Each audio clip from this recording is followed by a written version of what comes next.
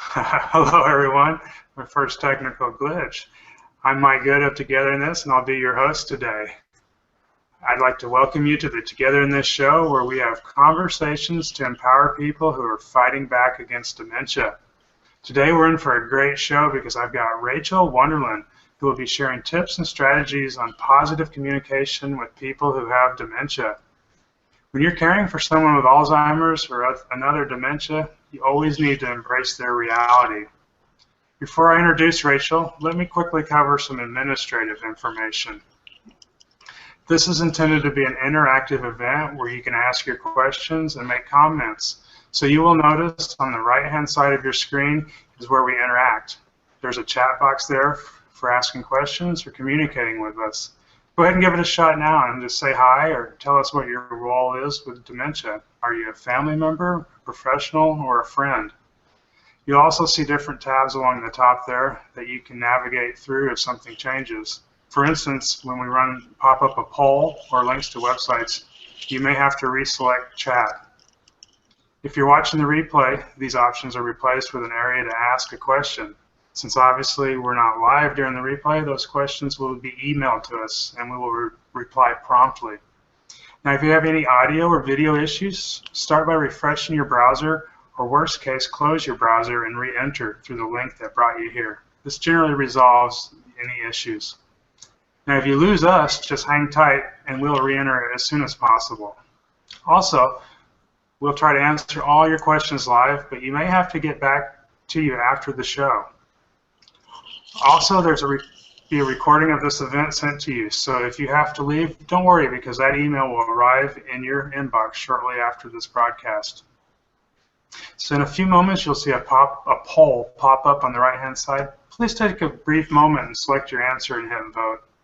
All right, now on to the introduction.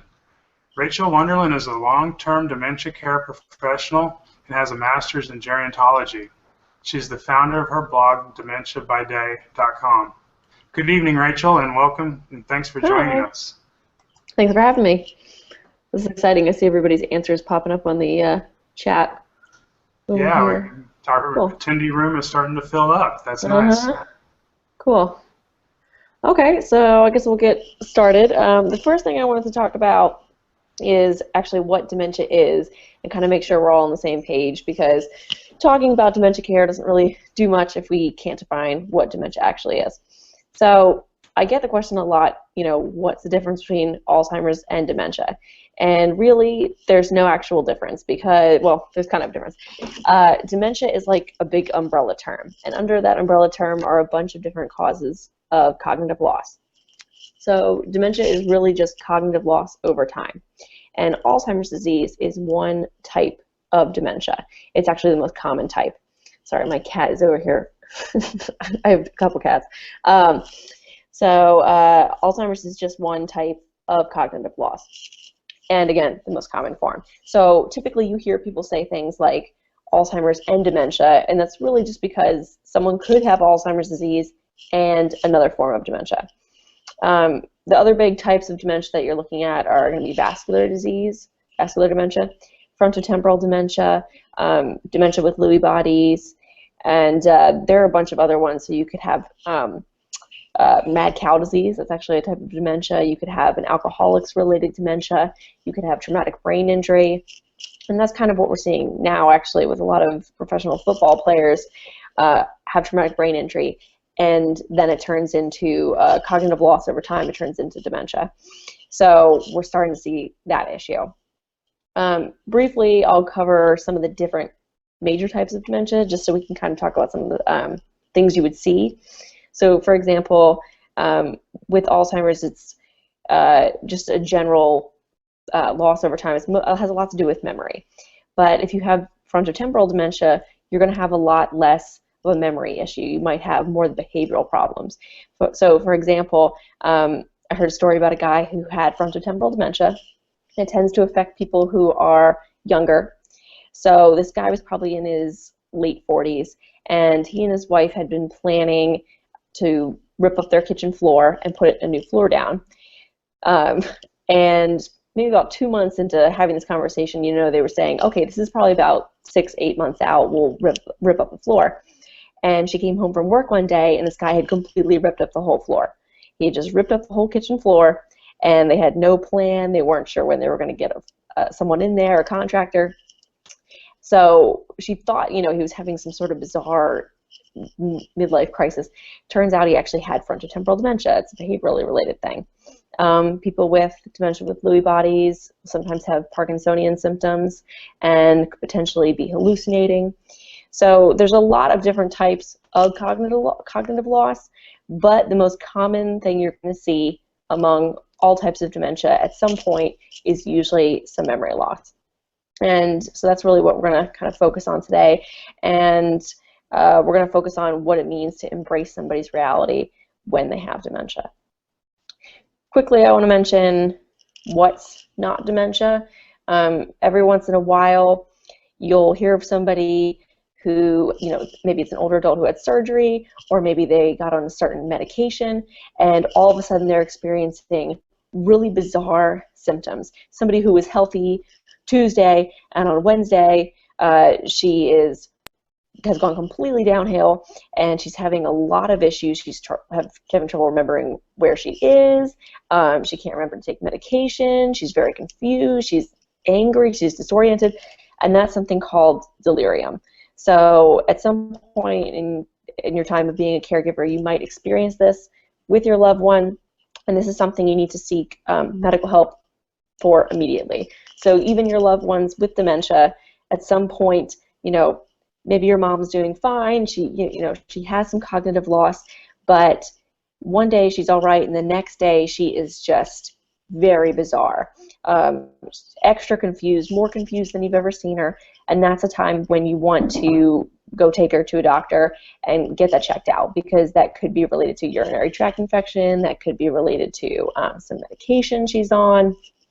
So I kind of just wanted to clear that up and let everyone know, because I think that's really important to mention that delirium sometimes gets confused with dementia, but it's not the same thing. Okay, so now I want to talk about really communicating with somebody who has dementia, and especially if most of you are family caregivers, I'm sure you've all gone through the trials and tribulations of talking to your loved one who has cognitive loss. It can be really hard, and it can be really exhausting. So I'm going to try to give you some tips so you don't completely exhaust all of your emotional resources within the first couple hours of the day. Okay, so the first thing I want to talk about is approach and why that's important. So if your loved one is sitting down, maybe they're watching TV, you don't want to come up behind them and just announce that you're there. People with dementia, and really anybody in general, responds well to a positive physical approach. So when you're talking to somebody with dementia, you really want to approach from the front, and you really want to get down to their level. So if they're sitting down, you want to also, take a knee. You want to sit down so you're at their eye level. You don't want to be towering over top of them. You don't want to be super close to their face. You want to have a nice space between you and that person. So when you're talking to them, you also want to have a really positive approach. You want to be smiling. You want to have a nice tone. You don't want to be talking too slow or too quick. And that can be hard, but it makes a huge difference. And I can see that when I'm at work all the time. I'm working with people with dementia all day, every day. And even if I'm having a hard day, or if I'm exhausted, and usually by the end of the day I am, it's so important for me to continue being really positive and having good energy around my residents, because they feed off of that so much. Even though they've lost a lot in terms of cognitive abilities, what stays is their ability to understand people, their ability to relate to people kind of stays, that innate kind of thing. You can tell when someone's angry at you. You can tell when someone's upset. And a person with dementia can feel that too. That doesn't go away.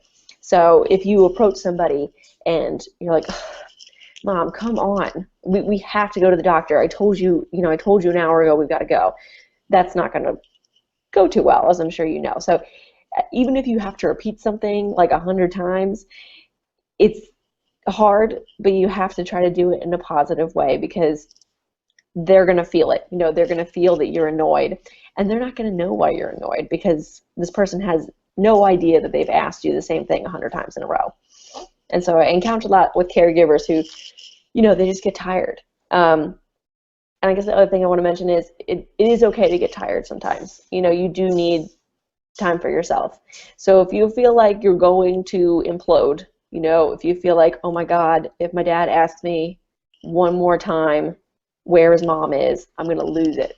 You need to take time to yourself, and you need to maybe go out, go for a run, go shopping, and find somebody to watch him for a little bit, just so you don't take it out on him. So yeah, I just want to reiterate, it is okay to get frustrated. I mean, I get very tired at the end of my day. I love my job. I love working with my residents.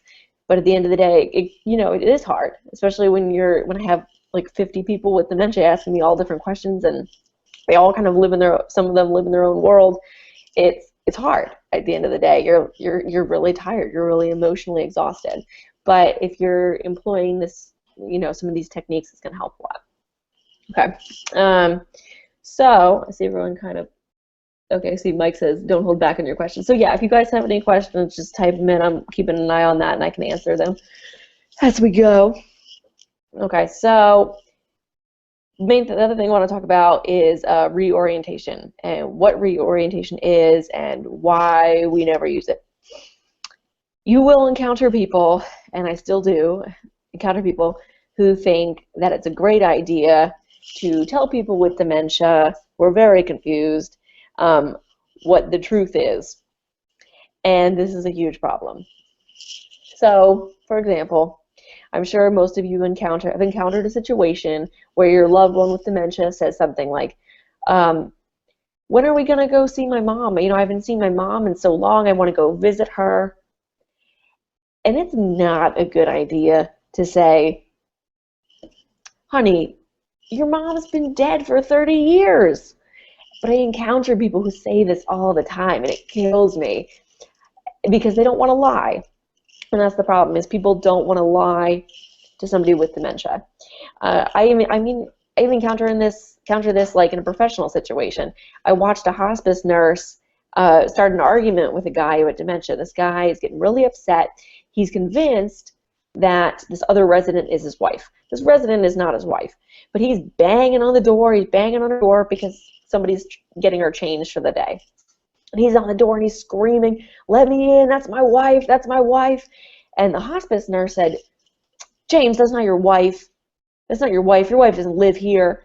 And he said, what the hell are you talking about? You think I don't know who my wife is?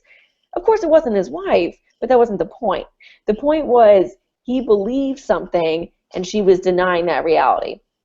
So I went over and I kind of broke up that really potentially awful scenario by saying, hey, James, why don't we go sit down over here? Let's go wait for your wife to finish getting ready. And he said, okay. And he came and he sat down because I wasn't denying his reality. And this hospice nurse was. So it is really a lot about embracing that person's reality and not arguing with them. Don't argue. It can be tempting sometimes, and it can be hard not to argue because you're just like, oh my God, but don't do it. I mean, we've probably all encountered, we've all seen it. Maybe some of you have accidentally got yourselves into situations where you do argue, but it's hard. But again, it's not about lying, because when you lie, they live in okay, so people with dementia live in a different world than we do a lot of the time. In our world, no, it's not okay to lie to somebody. But when you have dementia, what is true for you is not necessarily true for everyone else. So if I'm 85 years old and I have Alzheimer's disease, maybe I am pretty sure that my parents are still alive. Maybe I think that I'm 20-something years old. In my mind, that's how old I am. My parents are alive. I'm working for a living, and I'm really angry, when I'm at this dementia care community, and you won't let me out the door because I have an interview to go on.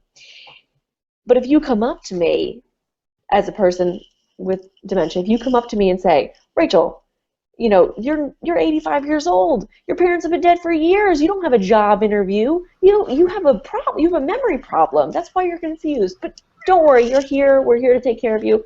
Now my cat just jumped up. I had her walked away, and she she got out. You know, we're here to take care of you, so don't worry. Don't worry. You know, it'll be all right. Do you think that's going to go really well? Because I guarantee it won't. I guarantee it won't. So it's a lot about meeting them at their point of need and understanding where their reality is. Even if that reality is completely crazy, even if the reality makes no sense to you whatsoever, it's so much better to embrace their reality and live in it. And so it's not about lying. So if you said to me, okay, Rachel, you know, I heard your job interview is actually in a couple hours. You don't need to leave right now. Okay, you know, that's not a lie. You're embracing my reality. Yes. You're embracing my reality and meeting me at my point of need. So Rachel, I like to tell people that there's love behind these fiblets, and they're really doing it to keep their loved ones happy and, you know, and comfortable. So because of that love, that's the comforting piece, because everybody does struggle with the fiblet, as they call it in the community. Yeah. No, it is hard. It is hard because you feel like, well, I've never lied to this person. You know, this is my spouse, this is my parent. I've never lied to this person, and now I feel like, you know, now I need to start lying. But unfortunately, you know, you have to be able to accept that they don't always live in the world that we live in. And as hard as it is, you know, you kind of have to get on board with that. Someone said, are we still connected? Yes, you are still connected as far as I know. So you really have to, hopefully everyone can still hear me. You really have to get on board and understand what their reality is, whatever it is at that point in time. You know, for example, I have a resident who on any given day, she believes her parents are alive and her mom is sick and she has to go visit her mom. And then maybe a couple days later, she believes that her parents are dead, but she hasn't had the chance to say goodbye to them. So one day I came in and she's sitting at the front door, and I said, I changed everyone's names. I said, oh, you know, Helen, what are you doing? And she said, oh, I just found out my parents died, and their funeral is happening, and I have to go. I have to go to the funeral now. And I said, oh, wow, you know, I'm so sorry to hear that. Because, again, although it's sad, I'm embracing her reality. I said, you know, I'm so sorry to hear that, Helen, but I found out the funeral is actually on Thursday, so you don't have to worry about going today. Come sit down with us, and, you know, I'll make you some coffee, and you can talk to us so you don't have to sit out here alone, because I'm sure that's really sad. And so she said, okay, I'm going to have to put this cat away. So, yeah. So you have to meet, you know, you have to be able to meet her wherever her point of need is. All right, let me take a quick break and put this cat in the bathroom, because I did before, but she got out. So as Rachel's demonstrating here, you also have to stay flexible and adaptive when caring for a loved one that doesn't do what exactly you want them to do.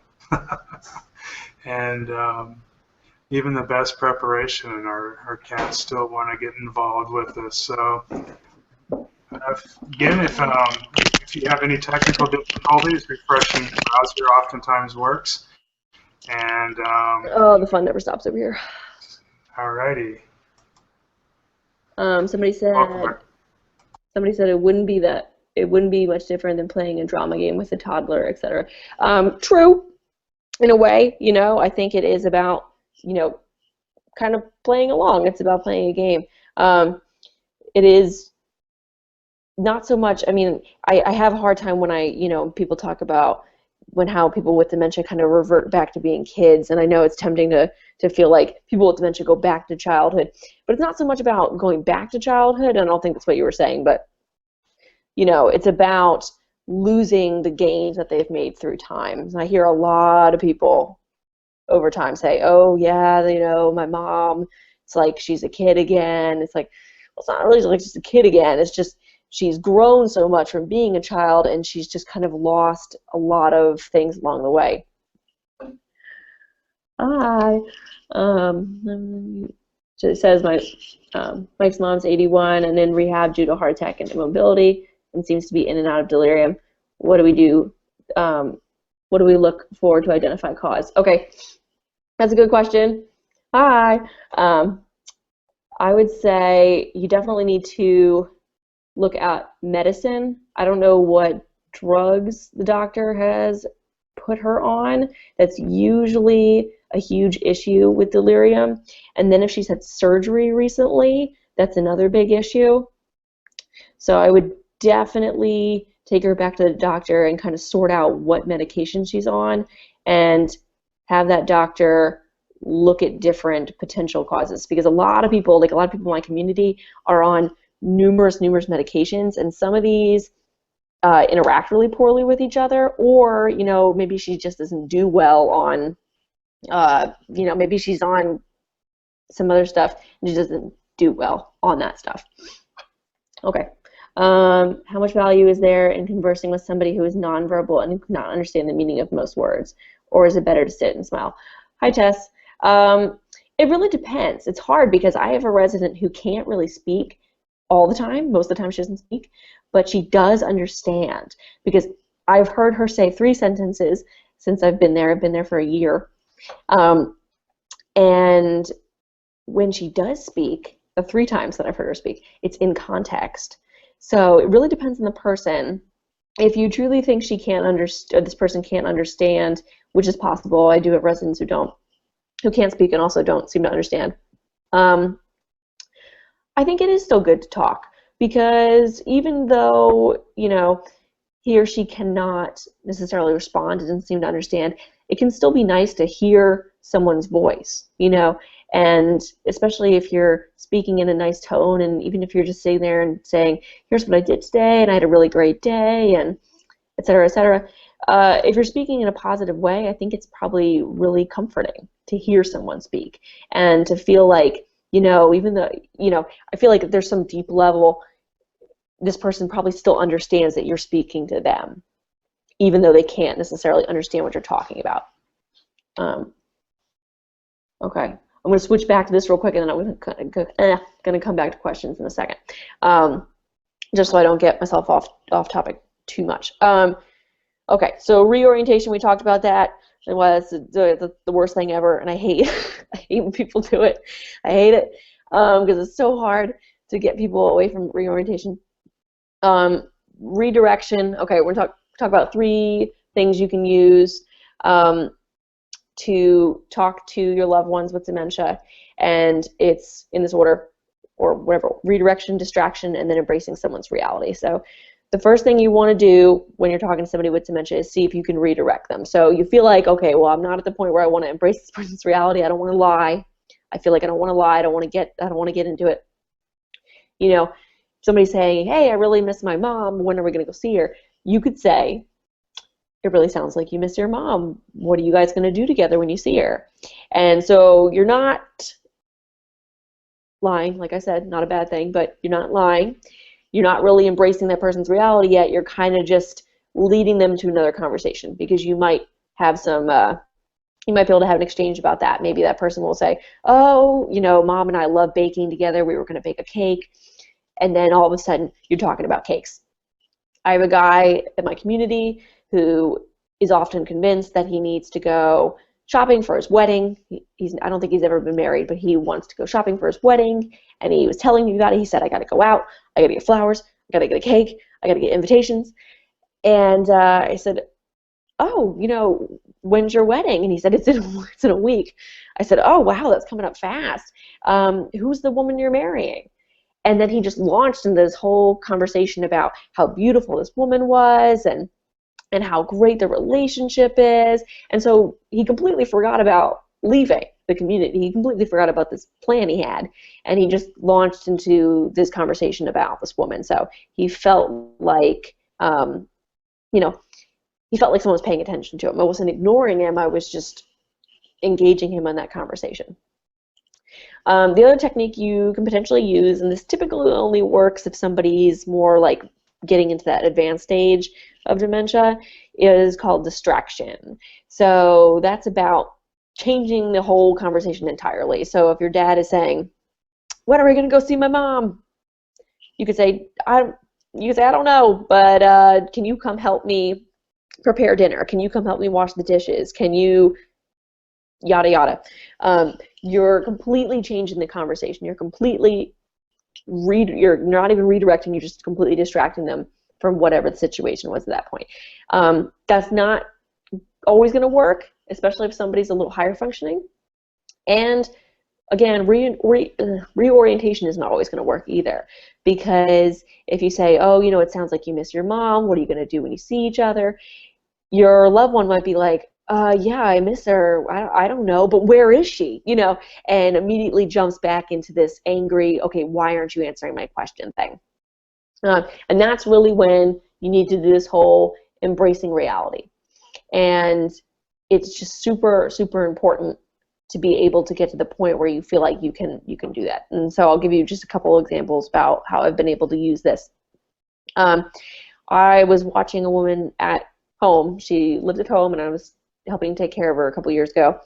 And every time I went over there, like, she had pills to take in the afternoon, and I would give them to her and help her take them. And every time I got over there, she said, "Well, I already took my medication today. I already took the medication. I took it at 6 o'clock this morning. No one saw me take it. I already took it." And it wasn't that she was, lying. She really felt like she had taken it. She really felt like she had taken the medication, because why wouldn't she have done that, So I said, "Oh, Anne," I said, "well, I actually just talked to your doctor, and he said you have to take a second dose." And she said, "Okay, great." And, she took the pills, and it was no problem. So, yeah, in our world, that wouldn't necessarily have flown well, but that worked for her, because in her world, she already took the meds. I wasn't going to be able to stand there and be like, "Well, look, they're right here. You didn't take them yet." That was going to cause an argument, and she was probably going to throw me out of her house. So you have to be able to come up with something else. Another example. The same woman actually used to tell me a lot. She used to say, she watched a lot of TV, so she would see President Obama on TV, and she would say, "Oh, he was here. He was here last week." And I said, "Oh, yeah?" She said, "Yeah, but President Obama was here last week, but it was before he was president. He came to my house. He was selling vacuum cleaners." And I said, "Oh, yeah?" She said, "Yeah, he was selling vacuum cleaners, and he came in, and he was so nice, and he has she said to me, he has the nicest hands." Okay. And, instead of me saying, "Anne, Obama didn't come to your house. You don't know the president. That doesn't make any sense. We live in New Jersey. He didn't come to your house." I just said, "Oh, wow, did you guys talk about politics?" And she was like, "Well, I told him," I said, "I don't really like that politics stuff." And he said, "Yeah, I can understand." So she had this whole conversation that didn't really happen, but she was really excited to tell me about it. So it was about embracing that reality. It was about engaging her. I mean, we got into a whole discussion about her interaction with the president, which, again, had never have happened. But it doesn't matter, because if you want to sit there and be like, "Well, she did, the president didn't really come here," she's going to get really mad, because she knows the president came to her house. She knows the president came to her house. And he has nice hands. What? And he has nice hands. He has nice hands, and he used to sell vacuums, Right. And frankly, part of the thing about embracing somebody's reality is it's actually a lot more fun, because it can get really exhausting when you're trying to, talk to somebody with dementia, when they're constantly asking you the same question or telling you the same story. But if you are meeting them at their level and engaging with that story, it can actually be kind of fun, because, I heard a really hilarious and interesting story about President Obama, which didn't happen, but that's okay, because it was really interesting. Another time, this is really my last example of this, is we had a guy who was convinced that he had to sign up for community college classes. He was really angry. because he said, I need to sign up for community college classes. No one's helping me. I have to go back to school. So my nurse and I went to my office, and we found, we got a Word document, and I went and took the local community college logo, and I put it on the page, and I brought him a piece of paper, and I said, hey, this is a sign-up sheet for community college classes. And he stopped, and he said, thank you. No one has helped me. Thank you so much. And he was so happy. So happy. And he wrote down what classes he needed, and the class that he needed is history. I don't know. So, and you know what? And I had somebody ask me, somebody said, well, what happens when he asks about college classes and he can't go? And I said, one, he's probably not going to ask because I've solved his problem. His problem really was that no one was paying attention to him. His problem really was that everybody else was just like, yeah, okay, yeah, community college, whatever. But I actually brought him something to feel like his problem had been solved. Secondly, if he does ask, community college classes don't start till next semester. I mean, there are things, there are ways to continue like getting around things. So I'll get to questions in a second. Yeah. I want to go. What? I have the questions queued up, so we can yeah, get back good. to I want to do that because they scrolled off the screen. But yeah, it's very important, and it's even more fun, as you said, for both parties when you can go into their reality and you learn so much about them, and it's just so much more fun, and it reduces that anxiety, and as you're very good at, Rachel, you solve problems for them that makes them a much happier person, and that's what it's about. Not fighting the disease, not fighting this disease, but embracing it. So let me know when you want to answer the three questions we've got. Yeah, I'll answer. I guess I want to just wrap up real quick. So I mean, everything we talked about, why it's not good to reorient people. Please don't do it. Why you can use how you can use redirection and distraction, how you can use positive physical approach, and then on top of all that, and really what intersects all these things is the ability to embrace somebody's reality, and why that's so important in dementia care. Frankly, I mean, it kind of makes you a little more creative, and you get a lot of really interesting stories out of it. You learn a lot more about people when they feel comfortable with you. You learn a lot more about people when you can better interact with them, when you're happy to help them, and you are really kind when you answer their question for the 100th time. So okay, let me get to questions over here. Okay. Well, I got them in order here for us. So first, Nancy didn't have a question, but she had an interesting observation. She says, my husband is using very small vocabulary and cannot express himself, but when he gets mad, he uses whole sentences. So, unfortunately, when he's mad, that's when he's best at communicating. That's really interesting. Yeah. I don't know what part of the brain that's stimulating, but well, I mean, I think it's like, I think it's a lot of things are really connected to emotion. Like if you have a really strong emotional response to something, my residents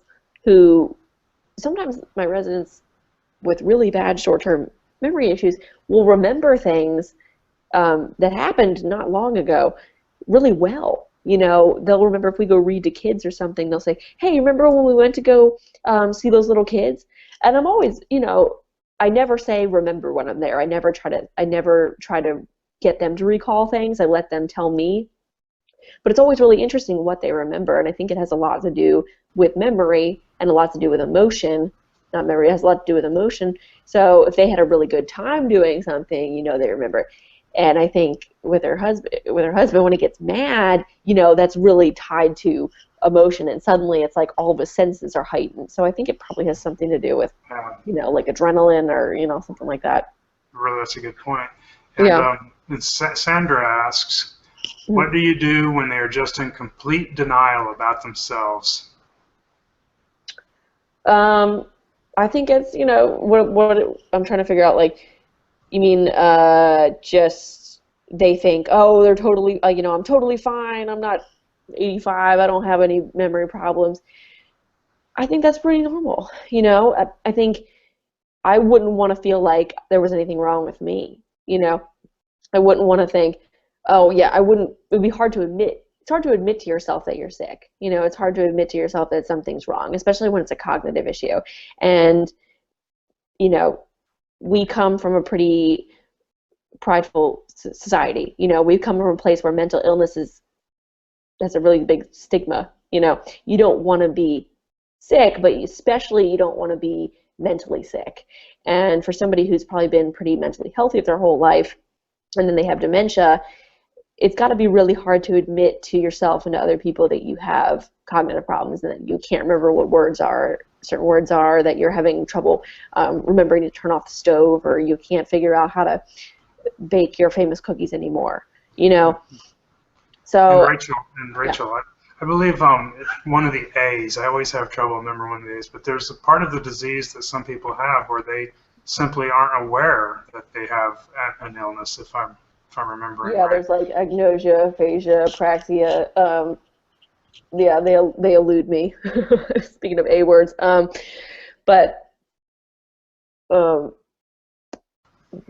yeah, that's tough. I mean, I think it's still about embracing somebody's reality. I mean, like, you know, sure, like, yep, you're not sick. There's nothing wrong with you. I mean, I treat my residents. I try to treat them like there's nothing wrong with them, you know, because they typically don't realize there's anything wrong with each other either.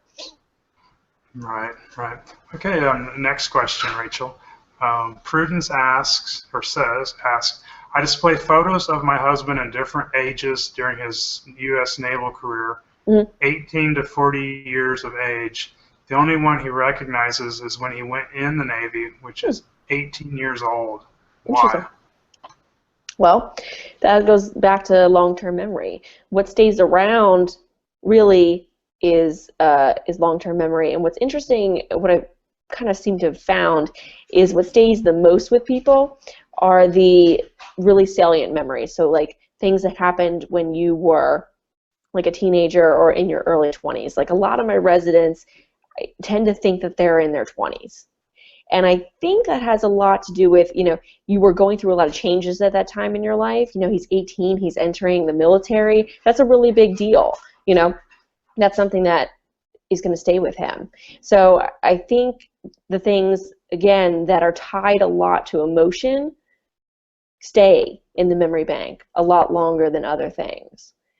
But I mean, it is interesting. Like the things that my residents remember typically are things that happen kind of in the 15 to 30 age range, or maybe even 15 to like 25 age range, it really seems. So I think it has a lot to do with like really intense experience. Yeah, you know? We even hear that that's the music that we all want to hear again, right? I mean, those formative years, something powerful or happened there. So Raul asks, he says, my mother is convinced she is staying at someone's house and is insistent upon leaving, when in fact she's at her own house. Yeah. We've tried to redirect, and she remains focused on leaving. She even becomes aggressive towards us. What would be the best way to handle this situation? That's good. It's an interesting question. Another woman I watched at home had the same issue. You know, she was convinced it wasn't her house. She lived there for 50 years, but she was pretty sure it wasn't her house. She actually came to think it was a hotel, you know. And I guess I want to first mention, it makes sense that she doesn't think it's her house because the brain is very pattern seeking. So she's probably thinking, well, you know, this isn't my house. No one, you know, like my young kids aren't here because you're an adult, you know, so my young kids aren't here. You know, maybe my spouse isn't here. We're not having family dinners, all those other things, like things that are tied to her, like for home. You know, when she's thinking of home, she's probably thinking of a place where her whole family lives, she's raising children, and all making dinner, all these kinds of things. And so when those things aren't happening, she's like, well, this isn't my house. Like, this is some other place, because it's no longer tied to, you know, the emotional triggers. You know, she has her stuff there, but it's not it's just stuff. It's not really it's not emotional stuff. What could you do? I'm just trying to think. I wish we could like bring these people on because I want to ask them questions. I'm wondering what happens when she goes on outings. Like if you guys take her out to lunch or something, and then you bring her back to the house. Is she just like, oh, this is just a friend's house? Could you? Okay, I have a thought. Could you say, well, we're staying here for a while. They had to redo your house. They were ripping up the floor, or there's like an asbestos problem, any number of issues. Maybe embrace that reality. Like, okay, yep, this is a friend's house. I don't know what friend it is, but okay, we have to stay. I'm really sorry, Mom. We have to stay here for just like a week, couple weeks. They're fixing something in your house. There's this whole issue. There was a leak. There was a flood. There was something that won't upset her too much. I would say, okay, I wanted to surprise you. We're redoing the floors. Something that won't like completely upset her, but something that will make it seem as though there's a reason that she's at her friend's house. I would just go with it. She thinks that she's at her friend's house. She's at her friend's house. Because you're not going to be able to convince her that it's her house. That doesn't make any sense to her, Rachel, I recently had a caregiver friend tell me that she fought her mom over till like 5 in the morning on such a topic, and she literally just took her mom for a drive around the block, basically, and brought her back, and that redirection made her mom happy. Mm-hmm. She was comfortable again for some reason, and that creativity and just trying to do different things is what's really one of the hard things. And I'm going to segue into Linda's question. And by the way, Raul or anyone else, if we don't completely answer your questions because there are so many dynamics, like Rachel mentioned, she needs to be able to ask you some questions. Feel free to contact us after the webinar, and I'll make sure you get in contact with Rachel, and she can help you out. Or chat it in. I don't know, as I'm talking. Yeah, that's true too. So Linda says, and this is something I often think about, is you're very creative, you're a professional, you deal with many different people every day, but how do you, for a person who's not creative like that, how do you help that caregiver be that detective, if you will? I'm paraphrasing Linda's question, but not everybody has that skill. Yeah, not everybody can be that, detective that quick. It's hard. I don't know. It comes easier to me because I've had a lot of practice with it with different people. I was also an improv comedian in college, so I'm very quick on my feet, and I'm very, very comfortable trying different things like that. I think a lot of it too is knowing that person. So you're going to have a leg up if you're caring for somebody you're going to have a leg up over me, really, or anybody else, because you know that person's habits. I think it's a lot about trying different things. So don't be ashamed to try something and then have it not work. Like I said, I was answering Raul's question about why, what to do about his mom who's convinced that it's his friend's house. You can try different things. Like he could say, oh, it's, they're ripping up the floor, or we're just staying over here for a day to visit. And some of these aren't going to work. Some of these techniques aren't going to work. So you really just have to, as hard as it is, you could literally sit down and make a list of things to try and then just go through, nope, that didn't work, that didn't work. And also bear in mind that what works one day may work the next day, but won't work the day after that. Or it works 5 minutes from now, actually didn't work in the past. So don't, I know it's like a really hard answer, but like don't rule things out, be able to be flexible and just try different stuff. If you have like a specific behavioral question, I can try to help you brainstorm. I like doing that. Because you are going to try things and they're not going to work. I've tried things with residents and I've been like, that was not good. It's going to happen. Mike, you still with me? I So, am. I was scouring the chat to try to make sure we don't miss any questions, because I know how it feels to not get a question answered. So if anybody, so Nancy's asking, how do you get a person to get into the bath when they don't want to? hmm And then I see something from Prudence too. And I don't know, Rachel, Oh, if and I you see had something else another from. topic you wanted to go into or not, but Hang on. Let me see.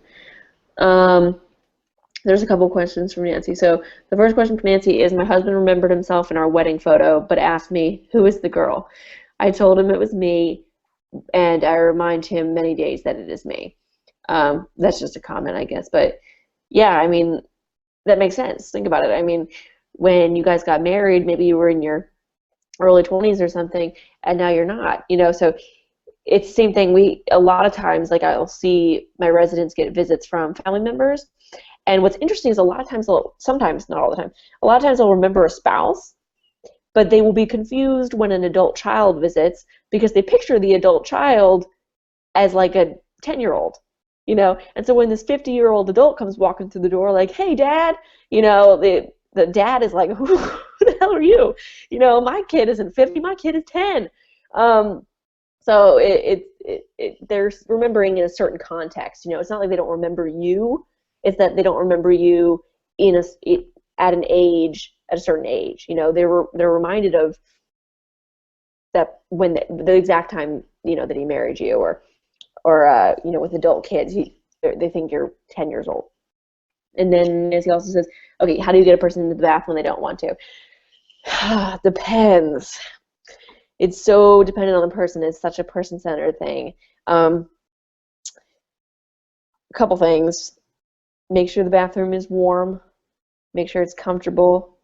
Make sure you're doing it at a time of day that person likes to bathe. For example, if I typically shower at night. I don't shower in the morning. So if I got into a dementia care community and they were trying to get me to shower in the morning, I'd be like, I don't want to do this. But instead of being able to say, I shower at night, I'm just freaking out and not being able to communicate it. So maybe it's a timing issue. I really recommend, there's a book, it's kind of expensive. It's called Bathing Without a Battle. You can probably look up actually a lot of the techniques online for free. But yeah, the book is called Bathing Without a Battle, and it has a lot of good tips for exactly that, bathing without a battle. There's a lot of different things. It really depends. Really depends on the person. But I'm happy if you have specific questions, definitely email me, and I will try to sort through them with you. I also have together in this, we have a section under patient care called activities of daily living, and one of the subcategories is bathing, and there's some good content there and some YouTube videos that you can click over to. But also work with Rachel. She's it's good to have somebody one-on-one like her. So yeah, I'm happy to email. I like problem solving. I saw a comment from Prudence that I think is interesting. My husband did and still does not believe he was retired after 44 years with the government. So my daughter found a USN letterhead and typed him up a great congrats, your retirement letter, signed a fictitious admiral, and it worked. I think that's pretty great. And that's all it takes. I really recommend anybody who hasn't seen it watching this HBO special called The Memory Loss Tapes. And I know you're all thinking, I don't have HBO because it's a ridiculous amount of money a month. That's okay. It's free online. Just type in The Memory Loss Tapes, and it's like a 2-hour movie. Get your tissues ready. You will cry and laugh and all these things. It's very, very good. They made it a few years ago. It's very, very, very good. And I think one of the best examples of embracing somebody's reality is in that movie. There's a couple, and this woman took care of her husband up until he died. And he, interestingly enough, used to be a children's, like a child show host. Like, he was an adult, but he hosted a children's show. Like, this real sweet guy. And so every night he'd be like, from bed, this guy was bedbound, and he would be like, I've got to go. I've got to get ready. It's time for the children's show. And it was so cool because he would introduce it from his bed. He'd say, I got to go. I got to get ready for the show. And So what she would do is she would go to the phone, she'd pick up the phone, and she'd talk on the phone for a second. She'd come over with a note, and she would say, "Oh, honey, they postponed the show till tomorrow night." You say, "Oh, okay, all right, well, that's all, folks," and and that was fine. So I thought that was really, really cool. So definitely check out that movie, everybody. Neat. It was great. I have not seen any more questions come through. I'm not sure if you had any more on the topic you wanted to discuss, Rachel, or... I see Carol say practice and try different things. They won't remember the failures. That's very true. Yeah, definitely try different stuff. I had a lady, some of you might have seen this on Alzheimer's Reading Room or my blog. I had a lady who wouldn't go to the bathroom. She would not sit down on the toilet. She wouldn't sit down on the toilet, and she had pretty advanced into Alzheimer's disease, very, very sweet, but doesn't really talk too much, and is what I like to call pleasantly confused. Very pleasant, very confused.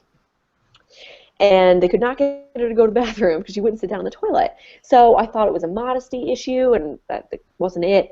But I went to the bathroom with her and the CNA, and what I found out through trial and error, really, of about 5 minutes or so of standing in the bathroom trying to sort this out, was that she was afraid of the hole in the toilet. So what I did was I put a blue towel over top of the toilet, and she sat down on the toilet, and then we lifted her up slightly and pulled the towel out, and she went to the bathroom. Wow. But I got to the point where I was like, what is the issue? Because we couldn't get her to sit down. I tried, she was holding a baby doll. We took her pants down, so she was okay, but she just would tense up when we got her to go sit. So, it was just trial and error, because the other caregivers had tried, and they just said, well, she just won't sit down. Maybe she doesn't have to go. She doesn't have to go to the bathroom. But then she would, wet herself because she just didn't understand what a toilet was.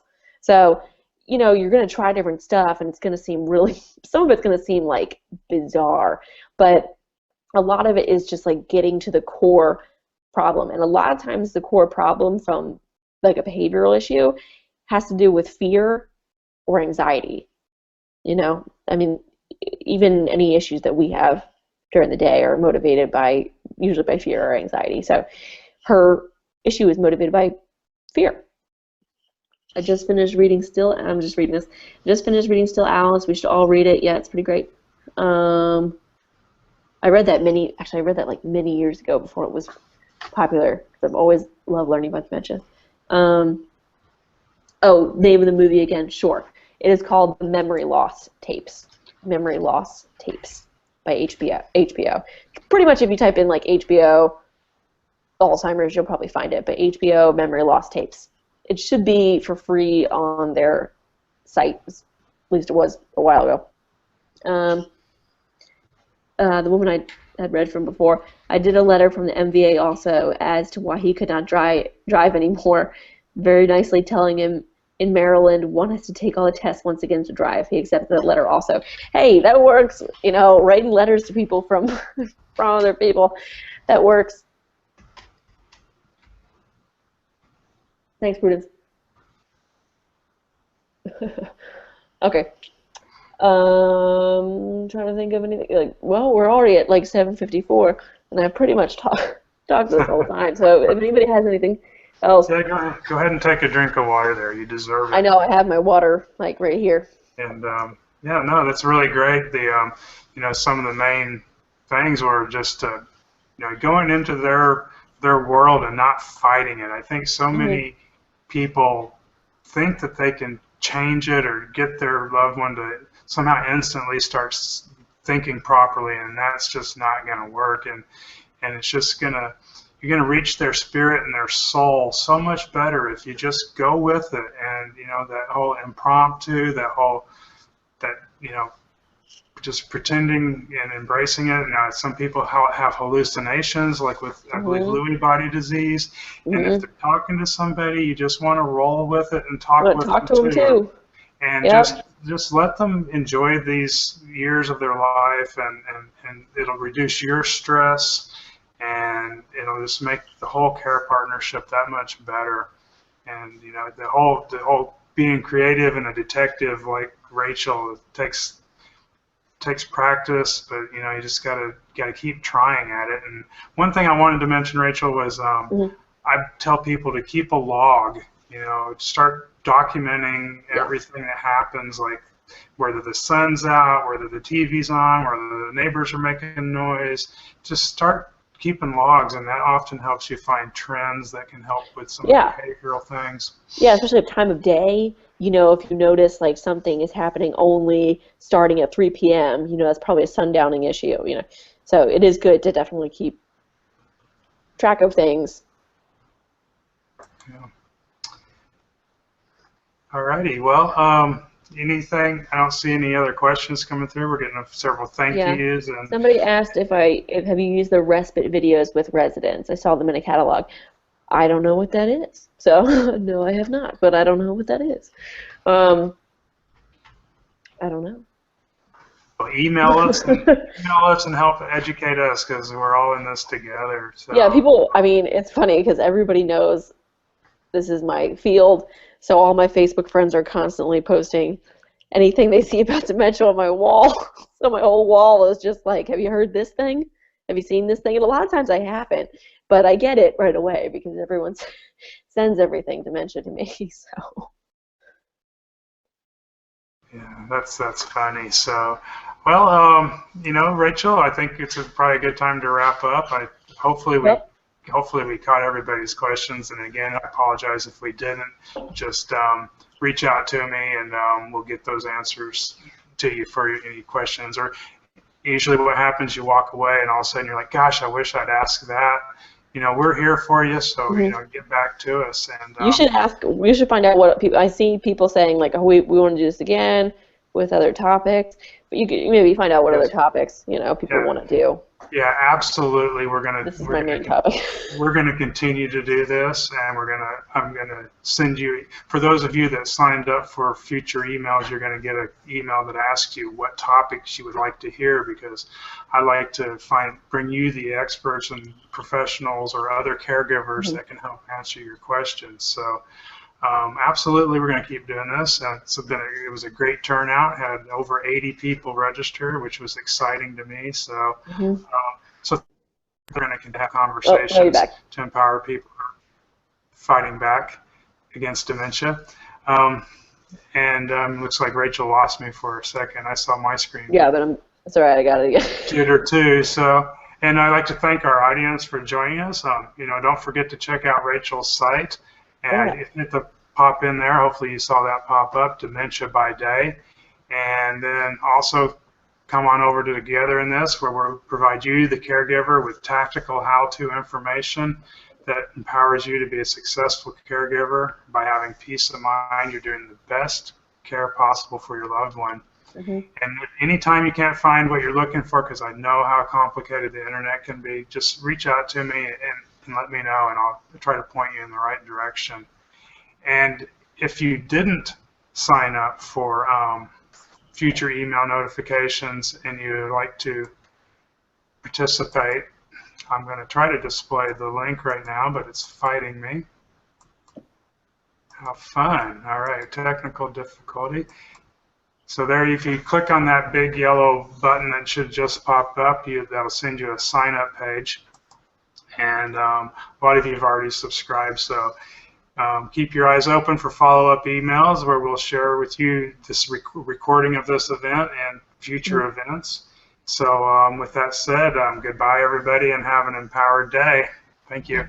Bye. Thank you.